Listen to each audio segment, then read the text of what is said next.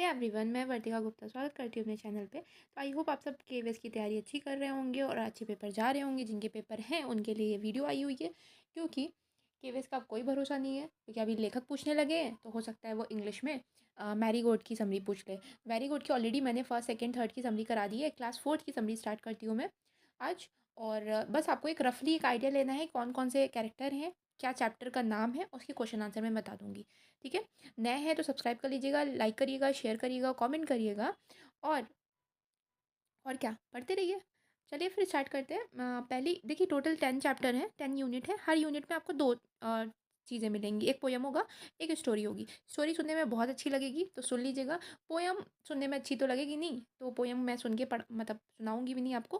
केवल आपको जो जो चीज़ें बताऊंगी उतना याद रख लीजिएगा, पोयम का नाम याद रखिएगा। ठीक है, तो पहली हमारी पोयम है वेकअप वेकअप। अब वेकअप वाले में आपको इतना याद रखना है। पहले तो 4 लाइनें स्टार्टिंग की देखते हैं। Wake up wake up it's a lovely day, O please get up and come and play. मतलब यहाँ पे ये लोग जितने भी क्रिएचर्स हैं आसपास में, बर्ड बीज, ये सब कह रही हैं कि बच्चे से कह रही हैं कि जल्दी उठो और आओ खेलने के लिए। अब सुबह सुबह खेलने को कह रही है, मम्मी से मार पड़ेगी लेकिन नहीं। देखिए, वेकअप वर्ड आएगा तो याद रखिएगा, वेकअप से हो जाएगा ये वेकअप वाली पोयम। अब इसमें कौन कौन से क्रिएचर हैं उनके नाम रखने इंपॉर्टेंट है, याद रखने। बर्ड है, बीज है, और कौन है, और है आपका काऊ है, हॉर्स है, डक है, शीप। ठीक है, तो ये सारे क्रिएचर कह रहे हैं कि आओ खेलने के लिए और जल्दी उठो सुबह। तो यहाँ क्वेश्चन आंसर देखते हैं।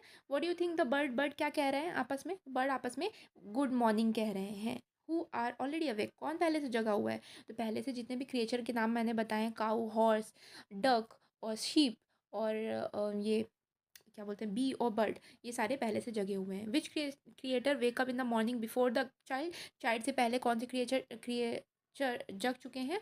तो यही जितने भी क्रिएचर के नाम बताए हैं वो जग चुके हैं। अब यहाँ पे स्टोरी है नेहास अलार्म क्लॉक, नेहा की अलार्म क्लॉक। अब यहाँ पे मैं आपको कहूँगी कि आप एज्यूम करिएगा जो नरेटर है वो मैं हूँ। नरेटर का मतलब जो स्टोरी पढ़ के सुना रहा है या जो उसके बातों को समझ रहा होगा वहाँ पे। तो यहाँ पे नरेटर मैं हूँ और ये पूरा सीन बताया जा रहा है कि सुबह सुबह रिंग रिंग रिंग मतलब घंटी बजी। अब घंटी बजी तो क्या करती है नेहा अपनी, अब सुबह क्या होता है सबके साथ ही होता है, अलार्म क्लॉक बजती है तो हम लोग अपने पिलो से अपने कान को कवर कर लेते हैं, ब्लैंकेट ओढ़ लेते हैं और परेशान हो जाते हैं कि अरे ये बंद हो। तो वही चीज़ सेम नेहा के साथ भी होता है। 6 बजे, 6 बजे क्यों बोल रही हूँ, क्योंकि 6 बजे का क्वेश्चन है। 6 बजे घंटी बजती है और वो कहती है बहुत गलत बात है यार, मैं सुबह सुबह जल्दी उठना पड़ेगा तो नरेटर कहता है कि कुछ गिरा, मतलब कुछ गिरा तो क्या गिरी होगी? क्लॉक गिर गई। अब नेहा बहुत खुश होती, कहती है अरे वाह चलो कल मैं आराम से उठूंगी। तो अगले दिन क्या होता है, तो नरेटर मतलब मैं कह रही हूँ चलो ठीक है इनकी बात मान ली जाती है, अब दूसरी क्लॉक नहीं आएगी और क्या होगा कि आराम से ही दूसरे दिन सोएंगे। लेकिन ऐसा होता नहीं है।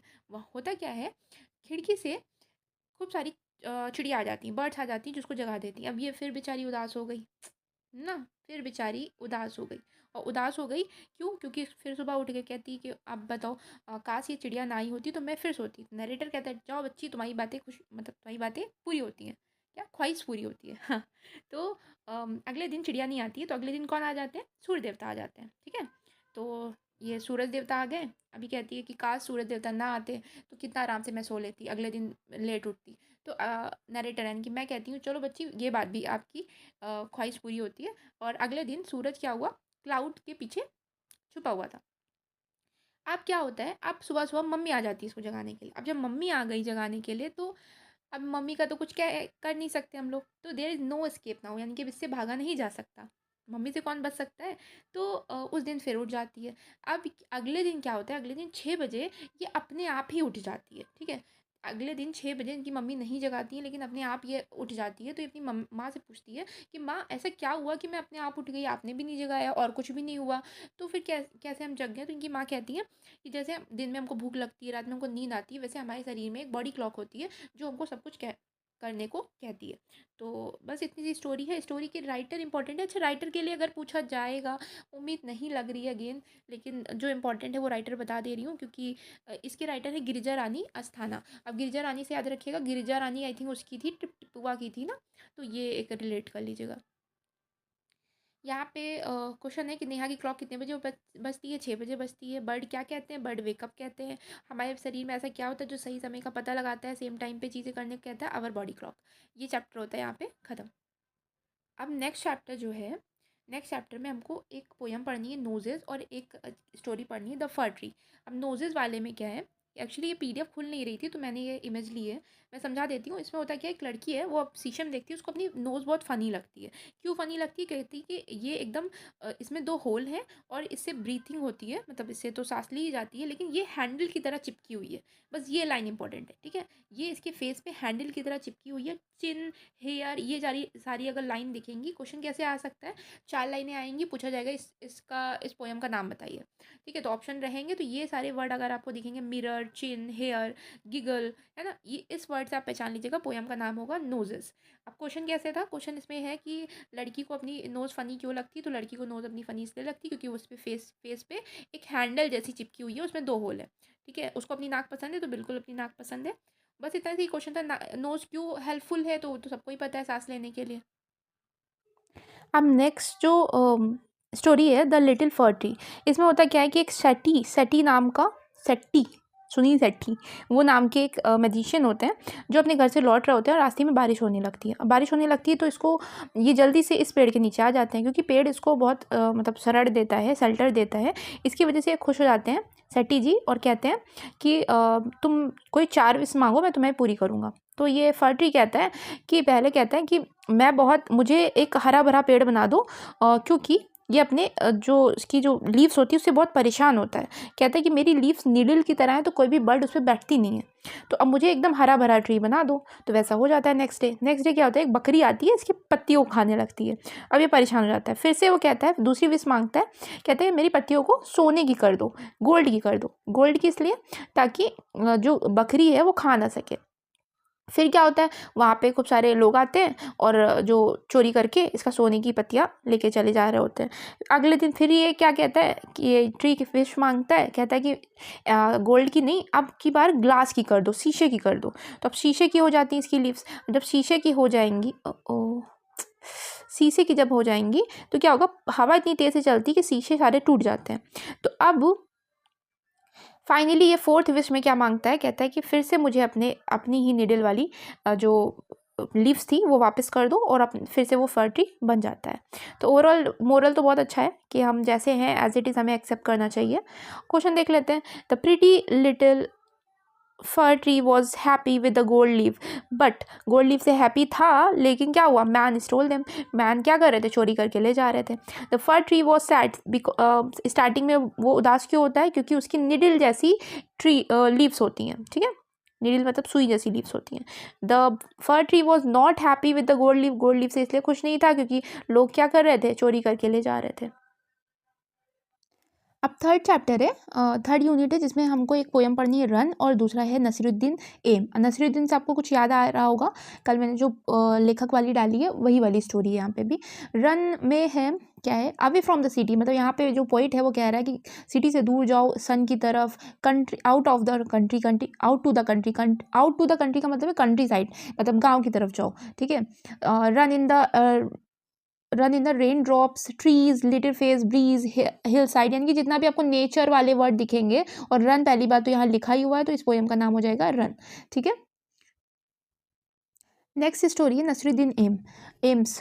नसरुद्दीन्स एम, यानी कि इसमें होता क्या है कि आपको कल स्टोरी बताई थी ना कि गोल लगाने को कहते हैं। आपस में अपने फ्रेंड के साथ चैटिंग कर रहे होते हैं, चैटिंग फ़ोन वाली चैटिंग नहीं, आपस में बात कर रहे होते हैं, जिसमें स्किल को लेकर के बहुत अपना बढ़ा चढ़ा कह रहे होते हैं कि मुझे तो आर्चरी आती है और मैं तीरंदाजी बहुत अच्छे से कर सकता हूँ। तो इतने में इनका फ्रेंड धनुष वगैरह ले आता है और फिर ये गोल लगाने को कहा जाता है, टारगेट पर लगाने को कहा जाता है। पहली बार इनका टारगेट जब नहीं लगता है तो लोग हंसने लगते हैं, इनके जो फ्रेंड होते हैं वो हंसने लगते हैं। तो कहता है कि अरे मैं तो बता रहा था कि ये आज़ाद का एम था, बस ये नाम याद रखना आपको कि ये किसका एम था, ये आज़ाद का। ये आज़ाद ऐसे लगाता है, फिर सेकेंड टाइम फिर से लगाते हैं और फिर से नहीं लगता है। तो अब फिर लोग हंसने लगते हैं, कहते हैं कि अब बताओ किसका एम था, तो कहते हैं कि ये चीफ गार्ड का एम था। ठीक है, चीफ गार्ड का। अब थर्ड टाइम ऐसा होता है कि थर्ड टाइम इनका एम लग जाता है, और जब एम लग जाता है तो ये कहते हैं कि ये तो मेरा ही एम था, मतलब ये फाइनली अपनी जो बढ़ा चढ़ा के बातें कर रहे थे उसमें सफल हो जाते हैं। और बस इतनी सी स्टोरी है। क्वेश्चन आंसर देखते हैं। अब क्वेश्चन आंसर देखते हैं। What did the Nasruddin boast about, यानी कि नसरुद्दीन किस बारे में बात कर रहा था, तो अपनी स्किल के बारे में बात कर रहा था। मतलब बढ़ा चढ़ा के कहना, तो आर्चरी के बारे में बात कर रहा था। Why did Nasruddin take someone's else name each time, हर बार जब वो टारगेट मिस करता था दूसरे का नाम क्यों लेता था? अपने आप को डिफेंड करने के लिए, अपने आप को बचाने के लिए। और आखिरी बार में क्यों कहता है कि इट वॉज माई एम? क्योंकि वो लकी होता है, उस बार वो टारगेट हिट कर लेता है। Do you think the Nasruddin was a good at archery? बिल्कुल नहीं, कहाँ वो फेंक रहा था, फेंकू। तो अभी नेक्स्ट स्टोरी है। अच्छा, उससे पहले मैं जब स्टोरी बताती हूँ ना तो केवल इमेजिन किया करें। जब क्वेश्चन आएगा तो आपको मेरी जो इमेजिनेशन आप करेंगे ना, वैसे ही आप तुरंत उस आंसर को क्लिक कर लेंगे। हमको याद नहीं करना होता, हमको ऑप्शन में से निकालना होता है, एलिमिनेट करना होता है, तो आप एलिमिनेट कर लिया करें। देखिए एलाइस, क्या नाम है, एलिस इन द वंडरलैंड, इससे अच्छा तो इंडियन नेम होते हैं ना। एलिस इन द वंडरलैंड, इसमें स्टोरी होती है कि एलिस नाम की एक लड़की होती है जो आराम से पेड़ के नीचे लेट करके अपनी बहन उसकी स्टोरी कह रही होती है, वो सुन रही होती है। सडनली वो वाइट कलर का एक रैबिट देखती है, जो कि अब वाइट कलर के रैबिट की जितनी भी कैरेक्टरिस्टिक्स हैं वो अच्छे से याद कर लीजिएगा। इसकी पिंक आईज होती हैं, ब्लू कलर का इसने कोट पहना होता है, रेड कलर का वेस्ट कोट पहना है, रेड कलर का देखिए वेस्ट कोट है, ब्लू कलर का कोट है, और वेस्ट कोट से ही अटैच है इसकी जो वॉच है। ठीक है, तो इस टाइप में वेस्ट कोट से अटैच है बिग वॉच। ठीक है, ये इस टाइप में इसके कैरेक्टरिस्टिक्स हो गए। अब ये एक और इसकी खास बात होती है कि ये ह्यूमन के जैसा बोल सकता है। अब ह्यूमन के जैसा बोल सकता है तो ये तुरंत वो कह रहा है कि अरे जल्दी चलो लेट हो रही है, तो इतना जैसे सुनती है कि देखो रैबिट बोल रहा है, ये रैबिट का पीछा करने लगती है, और रैबिट अपने रैबिट होल में जाता है, उसके पीछे पीछे ये भी चली जाती है। ये सडनली गिरती किस पे? वहाँ नीचे पत्तियों का ढेर होता है, वहाँ पे गिर जाती है। फिर देखती है कि रैबिट डिसअपियर हो गया, ये कहते हुए कि कितना लेट हो रहा है, उसे कितना लेट हो रहा है। ये उसका पीछा कर ही रही होती कि सडनली उसे एक छोटा सा डोर दिखाई पड़ता है। जो छोटा सा डोर है ना, छोटा सा डोर कितने इंचेस का है वो डेटा याद रखिएगा, 15 इंचेस हाई एक डोर दिखाई पड़ता है। तो इतना छोटा होता है कि इसके थ्रू वो जा नहीं सकती है। वहीं पे एक ग्लास टेबल होती है और टेबल पे की रखी होती है, तो की से उस डोर को खोलने की कोशिश करती है। जैसे खोलती है उसके बाद उसे जो नज़ारा दिखता है ना, वो इतनी खुश होती है कि काश उसे लगता है कि काश वो छोटी होती और उसको वहाँ से वो जंप करके उस गार्डन में चली जाती। उस गार्डन में खूब सारे फूल होते हैं और फाउंटेन वगैरह होते हैं। बस इतना ही स्टोरी का नाम है, स्टोरी का नाम याद रखिएगा। और यहाँ पे क्वेश्चन देख लेते हैं। While listening to the story Alice what did Alice see? Alice ने क्या देखा? तो एलिस ने रैबिट को देखा था। रैबिट की क्या विशेषताएं थी, क्या डिफरेंट था रैबिट में? रैबिट बोल सकता था, रैबिट की पिंक आइज थी, कोट पहना हुआ था, वेस्ट कोट था और वॉच थी। ठीक है, कलर मैंने बता ही दिया था। Where did the rabbit, next question है where did the rabbit go? Rabbit को कहाँ चला गया था? रैबिट अपने रैबिट होल में चला गया था। How did the Alice reach wonderland? Wonderland कैसे पहुंची? रैबिट का पीछा करते हुए पहुंची थी। What strange thing did Alice see? Alice ने क्या अजीब चीज़ें देखी वहाँ पे? तो वहाँ पे कुछ सारे फूल वगैरह देखे थे, गार्डन देखा था और फाउंटेन देखा था। Describe in your word, Alice ने क्या दिखाई? तो ये क्वेश्चन नहीं आ सकते। बस इतना सा चैप्टर था। चैप्टर का नाम याद रखिएगा, एलिस एंड द वंडरलैंड। अब इस चैप्टर में हम लोग यूनिट 5 में एक पोएम पढ़ेंगे, don't be afraid of the dark, और एक हेलन केलर की स्टोरी पढ़ेंगे। अच्छा, हेलन केलर से याद आया कि क्वेश्चन शायद आया हुआ था कि राष्ट्रीय दिव्यांगता दिवस के बारे में स्टेटमेंट पूछा गया था करंट अफेयर्स में।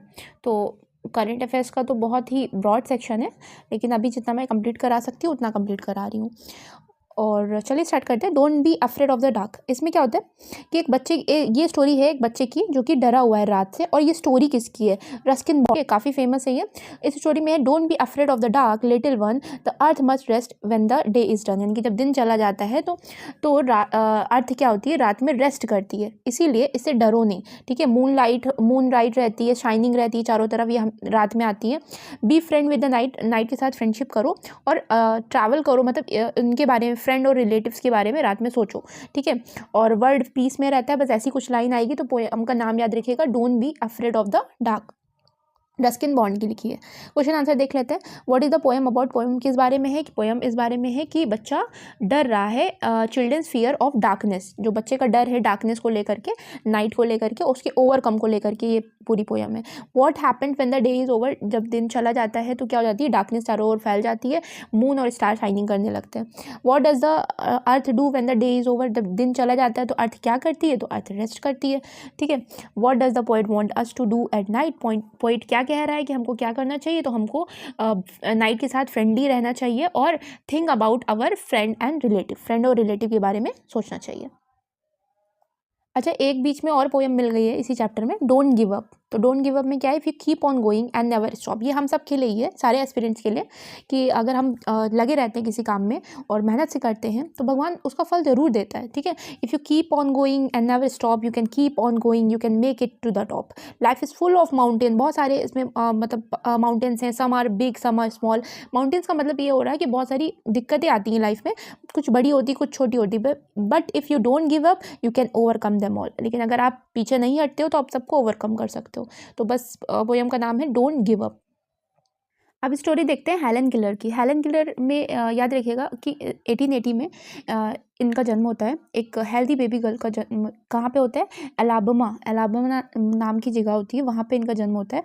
और इनका नाम बहुत अच्छे से रखा जाता है हेलन किलर। लेकिन एक दिन क्या होता है, बीमार पड़ जाती है। अब बीमार पड़ जाती हैं तो दिन बाय दिन मतलब डे बाय डे क्या होता है कि वो और परेशान होती रहती हैं। उस बीमारी के चक्कर में उन लोग घर वालों को लगता है कि अब नहीं बचेंगी, लेकिन हेलन जिंदा बचती हैं। लेकिन होता क्या, उस बीमारी की वजह से वो ना देख सकती हैं ना सुन सकती हैं। हेलन किलर का नाम सभी लोग जानते होंगे, बहुत फेमस ऑथर है। और इनकी मतलब इतनी दिक्कतें होने के बावजूद इन्होंने मतलब ये कुछ करके दिखाया है, ये एक चीज़ बड़ी बात है। और स्टोरी पे आते हैं, मतलब मैं बोलती रहती हूँ ऐसे ही। The baby grew into a little girl. बहुत ब्राइट स्टूडेंट होती हैं, बहुत ब्राइट मतलब पढ़ने में बहुत तेज होती हैं। या फिर ब्राइट का मतलब यहाँ पे है कि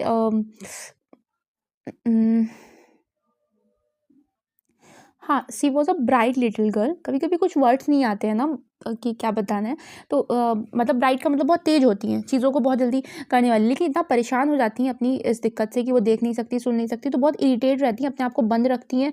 उनको अच्छा नहीं होता, उनको अच्छा नहीं लगता कि कोई इनका कॉम करे, या उनके कपड़े गंदे रहते हैं। देखिए, हर क्लॉथ्स वर ऑलवेज डर्टी। और वो हमेशा गुस्सा रहा करती थी और कमरे में अपने फ्लोर पर अपने पैरों को पटका करती थी। तो उनकी माँ को मतलब उनके पेरेंट्स को एक दिन लगा कि उन्हें एक टीचर की ज़रूरत है। तो उनकी टीचर का नाम याद रखिएगा, मिस सलीवन नाम था। ये यंग टीचर होती हैं, उन्होंने वो मतलब एग्री हो जाती हैं कि ठीक है, मैं हेलन को सिखाऊंगी, दुनिया दिखाऊंगी कि कैसे दुनिया को देखा जा सकता है। तो मिस सलीवन क्या करती हैं, एक डॉल देती हैं और कुछ स्पेशल साइन से फिंगर्स के थ्रू कुछ जो स्पेशल हैंड साइन होते हैं उनके द्वारा वो डॉल स्पेल करती हैं, ठीक है। अब उनको मतलब हेलन फिर कॉपी करती है डॉल को। सडनली हेलन की बहुत अच्छी टीचर होती हैं और स्ट्रिक्ट भी होती हैं, काइंड भी होती हैं सेम टाइम पे। बहुत सारे वर्ड को वो सिखा रही होती हैं यही हैंड साइन के थ्रू। और एक दिन वो क्या करती हैं, उनके हाथ को पानी में डाल देती हैं और स्पेल करती हैं वाटर। अगेन उसी साइन के थ्रू, जो हैंड साइन होते हैं, फिंगर साइन होते हैं, सिम्बल्स होते हैं, उनके थ्रू वो सिखाती है। अब हेलन को ये पता चल जाता है कि कोई भी वेट चीज़ है उसे वाटर कहना है। बस इतनी सी स्टोरी है इसमें। अदरवाइज मतलब हेलन कैलन के बारे में तो बहुत बड़ी बड़ी स्टोरीज हैं, लेकिन यहाँ पे इतना ही दे रखा है। Something is wrong said Helen mother, what was the wrong with. तो कुछ गलत है, हेलन की मदर ने कहा था। तो क्या गलत है कि हेलन ना देख सकती है ना सुन सकती है। Although Helen could not hear और see what kind of a girl was she. तो ना वो सुन सकती थी ना वो देख सकती थी, फिर भी वो किस प्रकार की लड़की थी, ब्राइट लड़की थी, ठीक है। ब्राइट का सेंस यहाँ पे तेज लड़की थी। Who agree to help Helen, Miss Sullivan help to agree to help Helen, उनकी जो टीचर थी। How did Miss Sullivan help Helen, Helen को कैसे मदद की, उन्होंने कुछ साइंस के थ्रू उन्हें वर्ड सिखाने की कोशिश की। अच्छा, मोस्ट इंपॉर्टेंट लाइन मैं भूल गई यहाँ पे। आखिरी में जब ये ऐसा होता है ना, वाटर वो स्पेल कर लेती हैं, तो वो कहती हैं, उनको समझ में आ जाता है कि वर्ड्स का मतलब शब्द बहुत इंपॉर्टेंट हैं दुनिया के लिए। Words are more important thing in the world, ठीक है। तो ये एक इम्पॉर्टेंट लाइन थी। What did the Helen learn when the teacher put her hand into running water. तो क्या सीखा कि कोई भी जो वेट चीज़ होती है उसको वाटर कहा जाता है। What was the most important thing that Helen finally learn, वही जो मैंने अभी लाइन बताई कि word are most important thing in the world. Word मतलब संसार। अब ये 6 यूनिट है, इसमें एक पोयम है और एक आपका स्टोरी है। पहली जो पोयम है वो हियावथा के बारे में है। अगेन अजीब सा नाम। तो Hiawatha was a young native American boy, America का एक बॉय होता है। उसकी दादी का नाम याद रखिएगा, निकोमिस नाम था। दादी का नाम क्या था, निकोमिस था। तो एक दिन दादी उनको सिखा रही होती कि कैसे ये स्टार्स के बारे में बताती हैं, बर्ड्स के बारे में बताती हैं, इंसेक्ट के बारे में बताती हैं। इसी बारे में ये स्टोरी है। अब इस स्टोरी में पोयम है। इसमें होता क्या है, हियावथा फाइनली वो सीख जाता है, जो दादी बताती है तो सीख जाता है कि कैसे बर्ड की लैंग्वेज को सीख जाता है, बर्ड के सीक्रेट को सीख जाता है, समर विंटर में वो कहाँ छुपती हैं, समर में कैसे घोंसला बनाती हैं, ये सब वो सीख जाता है। ऐसी कुछ भी लाइन दिखेगी तो हियावता वाली उस पोयम का नाम होगा। Of all beast he learn the language, और बीस्ट में भी वो लैंग्वेज सीख जाता है, सीक्रेट सीख जाता है, कैसे वो अपने घर को बनाते हैं, स्क्वायरल कहाँ पे छुपती हैं, रेनडियर कैसे स्विफ्ट करते हैं, मतलब भागते हैं, और रैबिट इतना टिमिड क्यों होता है, डरपोक क्यों होता है। तो ये स्टोरी, ये पोयम हो गई आपकी। क्वेश्चन आंसर पे आते हैं। Who was Hiawatha? Hiawatha was a American native boy. Nokomis कौन थी? उनकी ग्रैंड मदर थी। What did she learn about the bird? Bird के बारे में क्या सीखता है? कि उनके सीक्रेट जान लेता है, उनकी लैंग्वेज जान लेता है, अपना घोंसला कैसे बनाती है और जाड़े में कैसे छिपती हैं। गर्मियों में घोंसला बनाती हैं, जाड़े में छिपती हैं। बीस्ट के बारे में क्या सीखता है? तो बीस्ट के बारे में यही सीखता है कि स्क्वायरल कहाँ खाने को लेकर के छुप जाती हैं, और जो बीस्ट होते हैं वो अपने घर कैसे बनाते हैं, रेनडियर कितना आसानी से कैसे दौड़ लेते हैं, और रैबिट इतना टिमिड कैसे होता है। अब नेक्स्ट स्टोरी है द स्कॉलर्स मदर टंग, और ये अकबर बीरबल की है, तो अकबर बीरबल की है तो अच्छी होगी ऑब्वियसली। इसमें क्या होता है कि एक पंडित आते हैं, आपने सुना ही होगा, एक पंडित आते हैं अकबर के दरबार में, और कहते हैं कि मैं चैलेंज करता हूँ कि मेरी मदर टंग जो बता देगा वो मतलब एक चैलेंज करते हैं, क्या ही देंगे वो तो यहाँ पे बीरबल ये चैलेंज ले लेंगे एज यूजल। तो बीरबल लेते हैं और करते क्या हैं, रात में जाते हैं पंडित के कमरे में और उनको पिंच करते हैं, ठीक है, फेदर से वो टिकल करते हैं, ठीक। अब जैसे टिकल करेंगे, ऑब्वियसली रात में क्या होता है कि रात में क्या डिफ़िकल्टी के टाइम में वो अपनी जो मदर टंग है तेलुगु में बोल देते हैं। नेक्स्ट दिन ये कोर्ट में आते हैं और कहते हैं कि बताओ मेरी मदर टंग क्या है, तो कहते हैं इनकी तेलुगु है। तो पंडित क्या सरप्राइज हो जाते हैं और कहते हैं कि तुमको कैसे पता चला। तो फाइनली बीरबल आंसर करते हैं कि डिफ़िकल्टी के टाइम में कोई भी इंसान अपनी मदर टंग में ही बोलता है, और पूरी कहानी बताते हैं कैसे वो रात में जाते हैं। बस इतनी सी स्टोरी है। Question answer, who came to Akbar court? Akbar के कोर्ट में कौन आता है? तो एक लर्न पंडित आते हैं, और व्हाट स्कॉलर भी हो सकता है। What did he claim to know? वो क्या क्या कहते हैं कि वो कहते हैं कि हमको बहुत सारी लैंग्वेज आती है, लेकिन और चैलेंज क्या करते हैं कि उस बहुत सारी लैंग्वेज में आप मेरी मदर टंग को पहचान के बताओ। बस ये चैप्टर होता है फिनिश। एक बार देख लूँ, हाँ, लर्न पंडित ही लिखिएगा, लेकिन स्टोरी जो है, स्टोरी का नाम है द स्कॉलर्स मदर टंग। अब ये नेक्स्ट यूनिट है हमारी 7th unit, the watering rhyme, ये पोयम है, और the giving tree the donkey, ये आपकी स्टोरी होगी। तो वाटरिंग राइम में क्या है कि ये बताया जा रहा है कि पेड़ों को पानी कब देना चाहिए, early in the morning, evening में देना चाहिए, और दिन में हमको नहीं देना चाहिए क्योंकि दिन में सन बहुत हाई होता है, इसकी वजह से वो फ्लावर्स जो होते हैं वो डेड हो सकते हैं, डाई हो सकते हैं। और कहाँ पर पानी देना चाहिए? रूट में पानी देना चाहिए, मतलब थर्स्टी फीट, उनके पैरों को। बस इतनी सी स्टोरी है। स्टोरी का नाम अगेन इंपॉर्टेंट है, a watering rhyme. Question answer जो मैंने बताए वही है बस। What is the best time to water the plant? या तो इवनिंग या तो नाइट में देंगे, सॉरी इवनिंग या फिर मॉर्निंग में देंगे। When should we not water the plant? हमको कब वाटरिंग नहीं करनी चाहिए? तो नून डे, ठीक है, दोपहर में नहीं करनी चाहिए। Which part of the plant should be water? कौन सा प्लांट को वाटर करना चाहिए? रूट को। अब ये स्टोरी है the giving tree. Giving tree ये पढ़ के ना थोड़ा सा बुरा लगा मुझे, क्योंकि आपको भी लगेगा। यहाँ पे होता है कि एक नरेटर होता है, और once there was a tree it love, एक मतलब नरेटर मतलब मैं, अगर मान लीजिए मैं आपको कहानी सुना रही हूँ, तो एक ट्री होता है जहाँ पे एक उसको एक बच्चा पसंद होता है। तो उस बच्चे से कहता है कि आओ मेरे पास आओ और मेरी ट्रंक पे चढ़ो, ब्रांचेस पे झूलो, और तुम्हें फल खाने तो फल खाओ। तो वो खाता है, ठीक है, बचपन में इंजॉय करता है। जैसे जैसे बच्चा बड़ा होता है वहाँ से चला जाता है। अब ये उदास रहने लगता है, अकेला हो जाता है। एक दिन, बहुत दिन के बाद थोड़ा सा ये बड़ा होता है, तो बच्चा आता है कि आई एम टू, ये फिर अगेन वो कहता है कि आओ मेरे पे झूलो और बैठो, मुझसे बातें करो। तो बॉय कहता है मैं काफ़ी बड़ा हो गया हूँ, मुझे I want two by something, ठीक है, और हैव फन, मुझे कुछ पैसा चाहिए, क्या तुम दे सकते हो? कहता है मैं पैसा नहीं दे सकता, तुम मेरे एप्पल्स को ले जाओ और बेचो, उससे तुम्हें पैसा मिलेगा। वो लेके चला जाता है, काफ़ी दिन तक नहीं आता, फिर अगेन आता है, और फिर से ये कहता है कि क्योंकि पेड़ तो पेड़ है, मतलब वो खुश हो जाता है। मतलब नेचर हमको हमेशा कुछ ना कुछ देना चाहता है, लेकिन बदले में ह्यूमन क्या करते हैं, वो सेल्फिश होते हैं, वो कुछ नहीं, खैर मतलब बुरा लगा मुझे स्टोरी सुन के। ये तो खैर, come boy come climb up my trunk, swing from my branches and eat my apple. और फिर से वो कहता है कि आओ एप्पल वगैरह खाओ। तो कहता है नहीं, मैं बहुत बिजी हूँ, मुझे शादी करनी है और घर बनाना है, तो क्या तुम मुझे घर दे सकते हो? तो कहता है नहीं, मैं घर नहीं दे सकता, लेकिन तुम मेरे ब्रांचेस को ले जाओ, उससे अपना घर बना लो। अब की बार ये ब्रांचेस लेके चला जाता है। नेक्स्ट टाइम जब वो लौट के आता है तो कहता है कि मुझे बिजनेस स्टार्ट करना है, मुझे बोट बनानी है, ठीक है, I want a boat to take me away, जो मुझे ले जा सके। तो कहता है अच्छा ठीक है, मेरे पास बचा हुआ ट्रंक है, ट्रंक मतलब वो जो बेस मेन जो तना वाला पार्ट बचा हुआ है वो आप ले जा सकते हो, उससे बना लेना। अब इसके पास, ट्री के पास कुछ भी नहीं बचता है। अब जब ये लड़का लौट के आएगा वो बूढ़ा हो चुका होगा। तो ट्री कहता है मेरे पास तुम्हें देने के लिए कुछ भी नहीं है। तो कहता है मुझे कुछ चाहिए भी नहीं, क्योंकि मेरे दाँत नहीं है, मैं एप्पल नहीं खा सकता, मैं बूढ़ा हो चुका हूँ तो मैं झूल नहीं सकता, और मैं बहुत काफ़ी बूढ़ा हो चुका हूँ, मुझे केवल बैठने के लिए चाहिए। तो जो बेस होता है ना उसको शायद स्टम्प बोलते हैं, ठीक है, ओल्ड स्टम्प, उसके पास केवल स्टम्प बचता है। तो कहता है मैं केवल बैठना चाहता हूँ। तो कहता है ठीक है, ये जो स्टम्प वाला हिस्सा है ना, बेस जो, उस पर आप बैठ सकते हो। अभी भी ट्री खुशी होता है कि कम से कम कुछ तो मतलब कोई तो मेरे पास है, इस टाइप में। बस इतनी सी स्टोरी थी। यहाँ पे क्वेश्चन आंसर देखते हैं। How did the boy enjoy the company of a tree? कैसे एंजॉय करता है वो? झूलता है, ट्रंक पे चढ़ता है और फलों को खाता है। How did the tree help the boy earn money? कैसे हेल्प करता है? एप्पल को दे देता है। What did the boy make with the branches of the tree? Branches को तोड़ के क्या कर लेता है? घर बना लेता है। ट्रंक के साथ क्या करता है? ट्रंक के साथ नाव बना लेगा। How was the stump of the tree useful? Stump बैठने के काम आ जाता है। Why is the play called giving tree? क्योंकि ट्री जिंदगी भर कुछ ना कुछ देता रहा।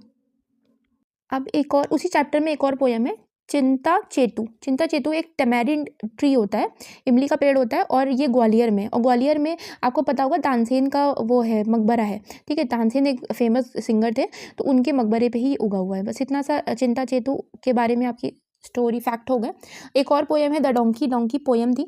If I had a donkey I he wouldn't go, वो नहीं जाएगा, और ये नो नो करके कुछ एक वर्ड पकड़ लीजिएगा, अदरवाइज ये वीडियो लंबी हो जाएगी और मुझे अपलोड करने में दिक्कत होगी। तो आई होप आप सब समझेंगे। ये कुछ वर्ड्स को पकड़ के आप 4 लाइन की पोयम आती है, आपको केवल शीर्षक बताना होता है। इस टाइप के क्वेश्चन यही आएंगे, ठीक है। कभी भी पोयम से रिलेटेड और कोई फैक्ट नहीं आता। तो बस इतनी सी पोयम हो गई यहाँ पे, और इसके क्वेश्चन आंसर नहीं है, ठीक है। तो बस पोयम में ये कुछ फैक्ट जो वर्ड है उनको याद रखिएगा। अब ये 8th यूनिट है, अब 2 यूनिट और बची हुई हैं, बस जल्दी से ये खत्म हो जाएगा। द बुक्स पोयम का नाम है। यहाँ पे होता क्या है कि एक लाइब्रेरी डोर होता है, सेट द लाइब्रेरी डोर, कम इन अंदर आओ और बुक्स के गैलर को देखो या फिर बुक्स को देखो। यहाँ पे बुक्स के बारे में बात की गई, कैसी हैं, मोटी हैं, स्किनी सी हैं, अप हाई है, फैटी हैं, इस टाइप की बुक्स हैं, और उसमें पिक्चर्स भी हैं, स्टोरीज भी हैं। बस इतनी सी पोयम थी। पोयम का नाम है बुक्स, ठीक है। क्वेश्चन आंसर देखते हैं। What did the library door say? Library door क्या कहता है कि come in. What did the books in the library book like? मतलब कैसी लाइब्रेरी में बुक्स कैसी हैं? तो कुछ टॉल हैं, कुछ थिन है, कुछ लिटिल है, कुछ फैट है। Why did the child in the poem like looking at the picture? Picture को देखना क्यों अच्छा लगता है? क्योंकि वो स्टोरीज बता रही होती हैं। Because they told him stories, वो पिक्चर्स के थ्रू स्टोरी बता रही है, जैसे मैं अभी बता रही हूँ। अब ये जो नेक्स्ट है going two by a book, ये भी एक पोयम है कि एक दिन क्या होता है, ग्रैंडफादर कुछ मनी देते हैं बच्चों को खरीदने के लिए कि जाओ और पढ़ने के लिए कुछ लेकर के आओ। तो ये जो लड़की और ये भाई, ये दोनों भाई बहन होते हैं, जाते हैं बुक शॉप पे। पहले क्वेश्चन करते हैं कि हमें आज जाना चाहिए, कल जाना चाहिए, या अभी जाना चाहिए, या फिर बाद में जाना चाहिए। तो ये लोग फाइनली डिसाइड करते हैं कि हमें अभी जाना चाहिए, ठीक है। अब ये वहाँ जाते हैं, फिर कहते हैं हमें कौन सी मार्केट जाना चाहिए, बिग मार्केट, स्मॉल शॉप, या समबडी, या अकेले जाना चाहिए। तो फाइनली ये लोग डिसाइड करते हैं कि हमें स्मॉल शॉप पे जाना चाहिए, जस्ट 2 ऑफ अस, कि हम दोनों को ही जाना चाहिए बस। वहाँ स्मॉल शॉप पे इनको, शॉप छोटी ज़रूर होती है लेकिन बहुत सारी बुक्स होती हैं। अब ये कंफ्यूज होते हैं कि इनको कैसी बुक लेनी चाहिए। अब book with lot of pictures बहुत हो, या बहुत सारी स्टोरीज हो, ठीक है। Should I by a thin book? I could not decide, वो डिसाइड नहीं कर पा रहे होते हैं। तो इतने में वहाँ का जो शॉपकीपर होता है, ठीक है, वो स्माइल करता है, वो कहता है रिलैक्स, कम विथ मी, मेरे साथ आओ, और these books are about animals, ये एनिमल्स के बारे में, मशीन के बारे में, वॉर्स के बारे में है। तो इस टाइप में मतलब वो बताता है कि हमारे पास ये वैराइटीज़ की बुक है, ठीक है। अब कुछ ब्रदर ले लेता है बुक, कुछ ये ले लेती हैं, और उसको क्या हम लोग पहले देखते हैं ना कि हमारे लिए है भी या नहीं है। तो वैसे ही इनका भाई चेयर पे बैठ जाता है, ये अपना ज़मीन पे बैठ जाती हैं और चेक कर रहे होते हैं कि हमारे मतलब कौन सी लेनी है। और थोड़ी देर के बाद 1 घंटा बीतता है, 2 घंटा बीतता है, फाइनली वो डिसाइड कर लेते हैं कि उन्हें कौन सी बुक लेनी है। इनका जो, ये बस याद रखिएगा, वो जो लड़की होती है वो मोटी बुक लेती है विथ मैनी स्टोरीज, खूब सारी स्टोरीज होती हैं, जबकि जो लड़का होता है वो बड़ी बुक लेता है लेकिन बहुत सारी पिक्चर्स होती हैं। बस इतना सा है। या फिर फाइनली ये लोग ग्रैंडफादर के पास आ जाते हैं, आपको दिख ही रहा है, चढ़ के आराम से स्टोरी पढ़ रहे होते हैं। और इसके राइटर रुक्मणी बैनर्जी, अच्छा, जो इंडियन राइटर है उनके ऊपर ज़्यादा ध्यान दीजिएगा, रुक्मणी बैनर्जी है। अब क्वेश्चन आंसर देखते हैं। अगर राइटर पे होगा तो मैं अलग से वीडियो बना दूंगी, वैसे मुझे लग नहीं रहा है, आप स्टोरीज ही तैयार कर लीजिए। वैसे why did the grand father give them children money को क्यों देते हैं? ताकि वो जाके बुक खरीद सकें। Where did they go to buy book के लिए वो कहाँ जाते हैं? स्मॉल बुक शॉप पे जाते हैं, ठीक है, बड़ी पे नहीं जाते हैं। कंफ्यूज बहुत रहते हैं लेकिन स्मॉल पे जाते हैं। Did the girl by a picture book? क्या वो पिक्चर बुक खरीदती? नहीं, पिक्चर बुक कौन खरीदता है? लड़का खरीदता है। ये तो स्टोरी वाली बुक खरीदती है, वो फैटी बुक खरीदती है, फैट बुक खरीदती है। अब ये अगली यूनिट में पोयम है कि द नॉटी बॉय। इसमें होता क्या है, एक लड़का होता है जो कि स्कॉटलैंड जाता है। अब जाता तो स्कॉटलैंड है, लेकिन रहने वाला कहाँ का होता है, तो रहने वाला इंग्लैंड का होता है। ये देखिए यहाँ लिखा हुआ है इंग्लैंड। अब ये जाता है स्कॉटलैंड, क्या करने जाता है, तो वहाँ पे लोगों को और चीज़ों को देखने जाता है। ठीक है, अब देखने जाता है तो देखता है कि वहाँ पे सब चीज़ें सेम है। That the ground was as hard, मतलब ग्राउंड हार्ड है, यार्ड लॉन्ग है, सॉन्ग मैरी है। तो इस टाइप में काफ़ी चीज़ें देखता है। The cherry and was as red, cherry red है, लेड वेटी है, और 4 को 80 है। तो इस टाइप में देखता है कि सब कुछ तो सेम है ना इंग्लैंड जैसा। बस इतनी सी स्टोरी है। स्टोरी का नाम क्या था, क्या था, द नॉटी बॉय। ठीक है, ये नॉटी होता है। अब क्वेश्चन आंसर पे आते हैं। From where did the naughty boy came, कहाँ से आया होता है, तो ये आया होता है इंग्लैंड से। और कहाँ जाता है, नेक्स्ट क्वेश्चन है, तो स्कॉटलैंड जाता है। Why did he go there, वहाँ क्यों जाता है, to see the things and the people, वहाँ के लोगों को देखने जाता है। और क्या वो वंडर करता है, वो देखता है कि स्कॉटलैंड में भी चीज़ें वही हैं जो कि इंग्लैंड में हैं। अब ये एक स्टोरी है पिनोकियो। पिनोकियो वो आपने शायद देखा भी होगा, जिसमें वो लकड़ी का एक वो होता है जो जीवित हो जाता है। कार्टून मूवी मैंने देखी थी, एग्जैक्टली मुझे नाम नहीं याद है उसका। वहाँ यहाँ पे क्या होता है कि एक कारपेंटर होता है बूढ़ा सा, उसको एक लकड़ी का टुकड़ा मिल जाता है, वो स्ट्रेन सा होता है। वो जैसे ही उसको प्लेन कर रहा होता है, मतलब उसको साफ कर रहा होता है, तो उस टाइम पे वो वहाँ से आवाज़ आती है, स्टॉप यू आर टिकलिंग मी, आप मुझे गुदगुदी लगा रहे हो। ये मतलब ऐसी भी आवाज़ कोई सुनेगा ऑब्वियसली वो उसको अजीब ही लगेगा। तो वो कहता है कि अच्छा ठीक है, what shell I do with it, मुझे क्या करना चाहिए, मुझे इसे पपेट बनाना चाहिए। ठीक है, तो ये पपेट बनाने का सोचता है। अब पपेट बना देता है, उसका नाम सोचता है, नाम रखता है पिनोकियो। पिनोकियो रख देता है। एंड देन फिर पहले आंखें बनाता है, फिर धीरे धीरे जैसे आंखें बनाता है दिखता है कि आंखें मूव होने लगी। अब आंखें मूव होने लगी और फिर मुंह बना ही रहा होता है कि वो हंसने लगता है। तो ओल्ड मैन डांटता है, कहता है चुप रहो, हंसो नहीं। तो it did stop but as soon as is back turn, मतलब ये चीज़ें बनाते रहता है और देखता है कि नाक बढ़ रही है। ठीक है, nose grew longer and longer, no sooner were its hand ready, और जैसे उसके हाथ वगैरह बना देते हैं, जैसे हाथ बनाता है ना, ये क्या करता है, इसकी विग को घसीट लेता है। ये देखिए विग घसीट के अपना पहनने की कोशिश करता है। तो ये चीज़ हो जाती है। और लेग और फीट कोई बनाता है ना, तो उसको मतलब दिक्कत हो रही थी चलने में, तो उसको बताता भी है कारपेंटर कैसे करना है, और कहता है कि तुम्हें, मेरे हिसाब से तुम्हें स्कूल जाना चाहिए। अब ये स्कूल जाता है बट देयर वहाँ पे वो कुछ नहीं करता, केवल मस्ती करता है। He ran often away from the school, और भाग आता है वहाँ से। ठीक है, स्कूल से भाग आता है। तो ये कारपेंटर कहता है तुम वहाँ से क्यों आ गए, तो ये क्या झूठ बोल देता है। अब जैसे ही झूठ बोलता है ना, इसकी नाक बढ़ने लगती है। His nose started growing longer and longer, this time he was rude to someone. अब ये बताया गया है कि जब भी वो रूड होता था, ठीक है, या फिर कुछ झूठ बोलता था, तो उसकी नाक बढ़ जाती है। फाइनली पिनोकियो कहता है कि I am glad to be a real boy, मैं खुश हूँ रियल बॉय बन करके, अब मैं झूठ नहीं बोलूँगा। बस इतनी सी स्टोरी है। क्वेश्चन आंसर देखते हैं। What did the carpenter buy, carpenter क्या खरीदता है, एक स्ट्रेंज लकड़ी का टुकड़ा खरीदता है। What did he make out, उससे एक पपेट बनाता है। पपेट का नाम क्या पुकारता है, पिनोकियो पुकारता है। पिनोकियो आखिरी में क्या कहता है कि मैं खुश हूँ एक रियल बॉय बन के, अब मैं झूठ नहीं बोलूँगा। तो इसमें 9 ही यूनिट थी, मुझे लगा 10 है, तो बस इतना ही पढ़ना था हम लोगों को, और इसके बाद ये हो जाता है आपका कंप्लीट। तो आई होप आपको समझ में आया होगा। और मैं फिर से कहूँगी एक बार इसको रफली सुनिएगा, क्योंकि इससे आ नहीं रहे हैं क्वेश्चन, तो मैं नहीं चाहती कि आप अपना टाइम वेस्ट करें, और अच्छे से तैयारी कीजिए और पेपर दे करके आइए और फीडबैक ज़रूर दीजिएगा। Thank you for watching my videos.